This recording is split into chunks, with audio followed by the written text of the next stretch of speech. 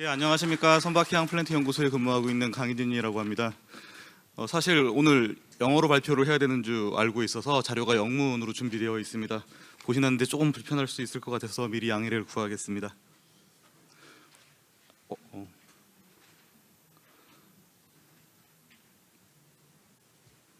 마우스로 해야겠네요. 예. 예, 탄소 중립과 관련된 사항은 이미 남창섭 과장님께서 굉장히 상세하게 설명을 해주셨기 때문에 갈 수밖에 없는 길이다. 그리고 그냥 해도 되고 안 해도 되는 사항이 아니라 강제화되어 있고 작년부터 시행된 탄소 집약적 규제 등이 매년 강화되고 있다라는 말씀을 드리는 것으로 정리를 하겠습니다. 저희가 탄소 중립하면서 암모니아가 대세가 될 거냐 아니면 메탄올이 대세가 될 거냐 연료나 아니면 전기 하이브리드 추진 시스템 같은 추진 시스템 관점에서 많은 이야기들을 하고 있는데요. 사실 그와 동시에 지금 잘 아시다시피 자율운항 선박이라고 하는 디지털라이제이션이 진행이 되고 있고 사실은 디지털라이제이션 이상의 사업 모델, 비즈니스 모델 자체가 바뀌는 디지털 트랜스포메이션으로 디지털 전환으로 접어들고 있다고 생각을 하고 있습니다. 왜 이런 말씀을 드리냐면 저희가 해양대학교에서 우리가 해기사나 항해사 교육을 받고 졸업해서 이제 승선을 하시는 선원들이 LNG DF 엔진을 경험하고 운항할 수 있는 교육을 받은 지가 그렇게 오래되지 않았습니다. 근데 다시 암모니아나 메탄올, 전기 하이브리드 추진 시스템을 다루고 운영해야 되는 도전에 직면하고 있는 거죠. 동시에 승조원 수를 줄인다고 하니까 리스크 관점에서 보면 사고가 발생할 수 있는 프리퀀시 빈도도 올라갈 것으로 전망이 되고 사고의 심각도, 컨시퀀스도 커질 것으로 예상이 됩니다. 이러한 관점에서 자율운항 선박과 디지털 전환을 고려해야 되고 친환경 선박 전환을 어떻게 해야 될 것인가 고민이 필요하다고 보고 있습니다.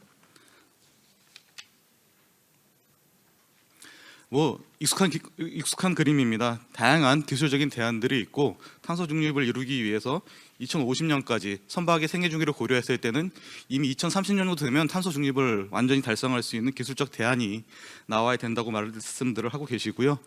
동시에 우리 해운사 입장에서 보면 갑자기 모든 선박을 친환경 선박으로 새로 구입할 수 없는 상황에서 현재 운용 중인 선박과 선대를 어떻게 경제성 있게 계속 유지해 가면서 탄소 배출 규제에 대응할 것이냐 하는 것들이 이슈가 되겠습니다.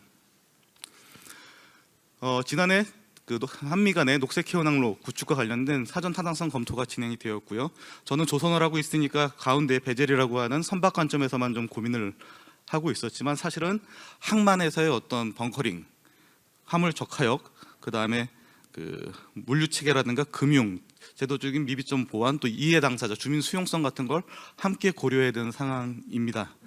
기술적인 관점에서는 저희가 항상 이제 연구 개발할 때 어려운 질문이 그럼 친환경 선박은 수소야, 메탄올이야, 암모니아야 이렇게 질문을 하시는데 사실은 항로마다 적지 않은 화물 특성에 따라서 다 달라질 거라고 보는 게 일반적인 시각인 것 같습니다. 국제적인 규제에 따라서 연구소에서도 보시는 바와 같이 당장 운용 중인 선박의 탄소 배출을 어떻게 저금해서 규제를 대응할 것인가, 그 다음에 완전한 탄소 중립은 어떻게 이룰 것인가, 그 사이에 징검다리 기술을 함께 좀 고려해서 개발을 하고 있는 상황입니다. 첫 번째 저탄소 기술 관련해서는 지금 LNG 추진 시스템이나 LNG 화물창에 대한 우리가 경쟁력이 있기 때문에 이 경쟁력을 계속 유지하기 위한 내용들이 있고요. 항만에서는 사실 도요타 자동차에서 처음 시작했다고 하는데 저스트 인 타임이라고 하는 항만에서 배가 머무르는 시간을 최소화하기 위해서 짐을 내리거나 실으면서 동시에 연료도 주입하는 동시작업, 벙커링 등의 기술이 개발되고 있는데요. 결국 이러한 효율을 높이는 과정들은 전부 다 안전과 관련된 이슈가 있습니다. 가운데 보시는 그림은 저희가 개발 중인 마그네틱 베어링을 이용한 자기부상 방식의 로토세일 개념도인데요. 지금 당장 운항 중인 선박의 탄소 배출을 어떻게 줄일 것인가 관점에서 이러한 징검다리 기술이 개발되고 있고 맨 끝에 저희가 400kg급 에카소 탱크를 국내 최초로 개발해서 실증 단계에 있는데요. 아까 말씀 주셨던 고망강은 아니지만 포스코에서 개발한 새로운 스테인리스 강이 적용된 기술인데요. 이러한 탄소 중립 기술이 동시에 개발돼서 실용화를 준비하고 있다라고 말씀드리겠습니다. 한 가지 탄소 배출 규제와 관련된 기술 개발은 반드시 실용화를 전제해야 됩니다. 그냥 연구실 다녀서 100번 중에 한 번 성공해서 성공한 기술이 아니라 선박의 생애 주기 동안 20년 이상 25년 가까이 신뢰성과 안전성을 확보할 수 있어야 되는 어려움이 있어서요. 반드시 선박에 탑재해서 실증해야 되는 문제가 있고요. 그렇기 때문에 제가 근무하는 선박해양 플랜트 연구소에서는 해양수산부의 지원을 받아서 보시는 것처럼 연구 목적에 다양한 친환경 추진 시스템 및 전기 하이브리드 추진 기술을 탑재해서 실증할 수 있는 선박을 개발 중에 있고, 또 전남 목포에 관련된 연구 거점을 구축 중에 있습니다. 보시는 그림은 저희가 현재 개발 중에 있는 30메가와트급 전기 추진 시스템의 육상 시험 평가 설비의 어떤 출력 곡선이 되겠고요. 그 시험을 할 수 있는 곡선이 되겠고요. 저희가 4메가와트 정도의 30메가와트까지 전기 추진 시스템의 육상 시험 평가가 가능하게 되면 결국 기술 국산화가 가능하게 될 것이라고 판단을 하고 있습니다. 이러한 시험 평가 설비가 왜 중요하냐면, 최근에 그 해군 함정이 하이브리드 추진 시스템으로 구성되는 함정이 전력 체계 문제가 있어서 바다에 서 있는 좀 굉장히 어려운 상황이 있었는데요. 육상에서 충분히 다양한 고장 코드를 가지고서 문제가 없는지를 검증해야만 안전하고 신뢰성 있게 선박을 운영할 수 있을 것이라고 보고 있습니다. 다양한 연료 대안이 있지만 아직까지는 저희가 기술적으로 선박에 탑재 가능하느냐, 온도를 몇 도까지 낮춰야 되느냐, 기자재가 국산화가 가능하느냐 관점에서만 좀 접근을 하고 있었던 상황이고요. 그러다 보니까 수소는 연료 탱크가 커서 안 되고, 너무 초극저온이라서 안 되고, 암모니아는 부식성이 있어서 어떻고, 재료를 어떻게 바꿔야 되고, 이런 관점에 얘기를 했는데요. 사실은 그린 메탄올, 그린 암모니아 할 때 저희가 청정연료 하면 일반 대중께서 안전한 것처럼 인식을 하시는데 굉장히 사람한테 위험한, 그리고 주민 수용성이 낮은 연료가 됩니다. 그린 메탄올이나 그린 암모니아를 항만에서 벙커링 한다고 했을 때 과연 부산항 주변에 부산 지역 주민들이 인정을 해 주실 것이냐, 혹은 싱가포르 항 주변에 거주구역에 사고가 났을 때 그 사고 피해를 어떻게 다룰 것이냐라는 문제가 있다 보니까, 그런 부분들과 맞물려서 먼 바다에서 재생에너지를 가지고 중앙 전력망에 그 에너지를 물리지 않고 바다에서 곧바로 수전해하고 암모니아나 메탄올로 합성해서 벙커링하는 기술들도 함께 개발이 되고 있습니다. 유튜브에서 따온 동영상인데요. 자동차 운반선에 전기자동차 화재로 추정되는 화재가 났을 때 어떻게 대처할 것인가, 그다음에 전기자동차뿐만 아니라 선박 자체의 전동화 상황을 고려했을 때 지금까지 하는 다른 배터리 화재를 어떻게 다룰 것이냐, 자동차가 60에서 70kWh 정도 배터리를 사용하는데 메가와트아워급 배터리 화재가 났을 때는 어떻게 대응할 것인가 라는 이슈가 있는 상황이고요. 다양한 기술 대안들이 나오고 있습니다. 얼마 전에 완도 앞바다에서 그 선박끼리 충돌을 해서 LNG 화물창이 완전히 이렇게 오픈되는 큰 사고가 난 적이 있었는데요. LNG 화물선 같은 경우에는 하역을 해도 화물창 내에 LNG가 일정 부분 남아 있습니다. 이 기화되는 LNG가 화재가 나거나 구조 작업 도중에 추가적인 인명사고가 발생할 수 있는 확률이 있는데요. 그런 부분에 대해서 저희가 암모니아나 메탄올을 대량으로 운송하는 상황을 가정해서 어떻게 사전에 준비할 것이냐, 이러한 부분들이 좀 논의가 돼야 될 필요가 있는 상황이고요. IMO의 솔라스라고 해서 저희가 국제항해를 하는 모든 선박들은 이 규정을 준수를 해야 되는데요. 처음 만들어지게 된 계기는 타이타니코 사고입니다. 저희가 선박에 워터타이트 존이라고 하는 수밀격벽 개념이 처음 나왔는데요. 그 이후로도 굉장히 많은 인명사고를 통해서 이 규정들이 보완되어 왔는데요. 국제사회에서는 이제 이러지 말고 우리가 충분한 경험이 있으니까 선제적으로 예상되는 위험을 식별하고 안전 조치를 강구하자라는 논의들이 진행되고 있고요. 좀 보시기 복잡한 순서도처럼 보이시지만 이미 IMO 차원에서 포멀 세이프티 어세스먼트라고 하는 공식 안전성 평가 절차를 제시하고 일정 수준의 안전성을 확보할 수 있는 것으로 전문가가 평가하면 임시 항행을 허용해 준다거나 하는 작업들이 진행되고 있습니다. 옆에 보이는 사진은 저희가 지난해 울산항에서 그 2,000톤 정도의 그린 메탄올을 머스크사의 선박에 벙커링했던 사진인데요. 아직까지 법적으로 메탄올을 선박용 연료로 인정을 해주지 않고 있습니다. 그래서 사실은 해수부가 지금 해운산업을 관장하고 계시고 그 산업부에서 석유사업관리법을 가지고 있는데, 산업부 입장에서 보면 메탄올은 어떤 연료일까요? 알코올 램프 연료인데 저희가 선박용 연료로 사용한다고 했을 때 탄노기에서 이렇게 제안을 드리면 산업부 입장에서는 약간 가짜 석유 아닌가 이런 입장이 있으세요.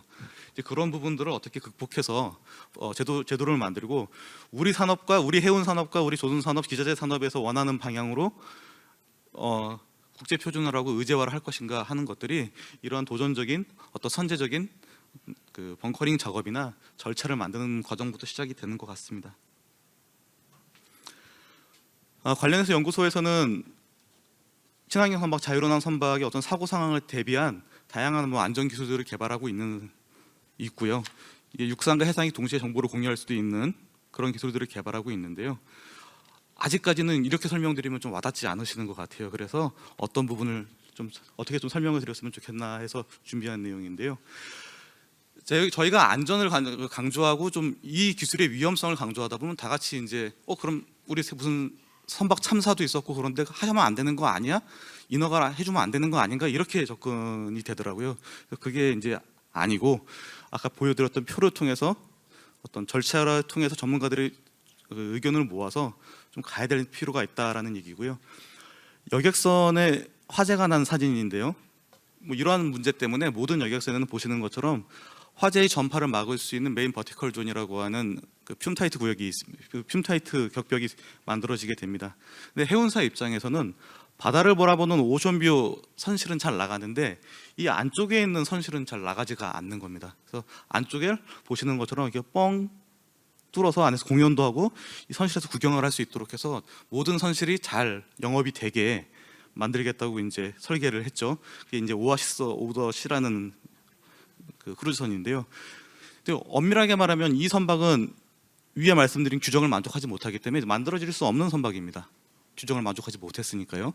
그래서 안정성 평가를 한 다음에 어떤 조치를 했냐면 화재가 전파되는 시간이나 이런 걸 많은 사례에서 봤더니 그렇게 빠르지는 않은 것 같아. 그래서 이 격벽을 이 구역에 한해서 불이 났을 때 셔터처럼 저희가 가게문 내리는 셔터처럼 올라오게 하자.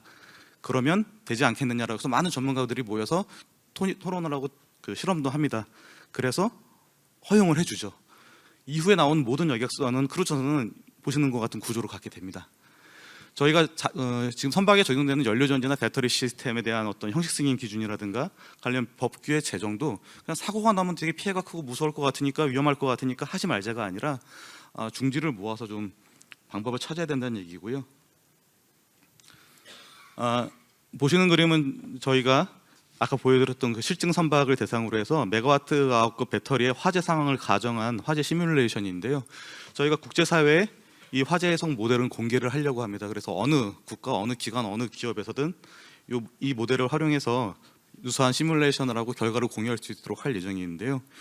이런 어떤 준비 과정들을 통해서 다양한 기술적 대안을 마련한다고 하면 위험하지만 안전하게 신뢰성 있게 친환경 선박과 자유로운 선박을 운항할 수 있을 거라고 판단을 하고 있습니다. 녹색 해운 항로가 전 세계적으로 55개 정도 구축이 된다고 하는데요. 결국 녹색 해운 항로는 어떤 우리가 가진 기술을 선보일 수 있는 쇼 무대가 되는 동시에 녹색 해운 항로에 투입된 선박이 사고가 나거나 인명이 사망하는 사고가 날 경우에 또 치명적인 산업에 영향을 끼칠 수 있을 거라고 보고 있습니다. 그러한 관점에서 사전에 충분히 신뢰성과 안전성을 검증하는 절차가 중요하다고 말씀을 드리고요. 자율운항화 또 친환경화는 반드시 안전성, 신뢰성과 관련된 이슈가 따라붙을 수밖에 없어서 국제사회와 협력하는 과정이 무엇보다 중요하다고 말씀을 드릴 수 있겠습니다. 현재 연구소도 그렇고 그 해수부를 통해서 연구소 같은 경우에는 개발 중인 기술이나 실증 과정 등을 국제사회에 공유하고 있고 국내에 계신 연구진들도 참여하실 수 있도록 개방을 하고 있습니다. 마지막 사진 슬라이드고요. 제가 처음에는 재생에너지 친환경 선박 했더니 그 인공지능으로 그림 그려주는 사이트에서 좀 파란 지구하고 선박 정도를 보여주더라고요. 근데 사실은 전 세계 탄소 배출량 중에 해운 분야의 비중이 2.4%가 채 안 됩니다. 국내 같은 경우 1.84%로 보고가 되고 있는데요. 그럼 안 해도 되는 거 아닌가라고 생각할 수 있지만 산업 관점에서 보면 조선산업이 2013년도에 호황기일 때 직접 고용만 20만을 고용을 했었고요. 조선과 해운 산업을 합치면 2022년 기준으로 570억 불 규모가 됩니다. 반도체랑 석유화학 다음인데요. 세 번째입니다. 그런 관점에서 우리 산업과 고용 또 안전과 신뢰성 이런 부분들을 키워드를 입력했더니 좀 더 다른 그림을 보여주더라고요. 그래서 친환경 선박이나 탄소 중립과 관련된 이슈는 신뢰성과 안전성을 우리가 충분히 확보할 수 있도록 간다고 하면 지역 경제 발전이라든가 산업 발전에 많은 역할을 할 수 있다라는 판단을 했다는 내용이 되겠습니다. 예, 이상입니다. 감사합니다.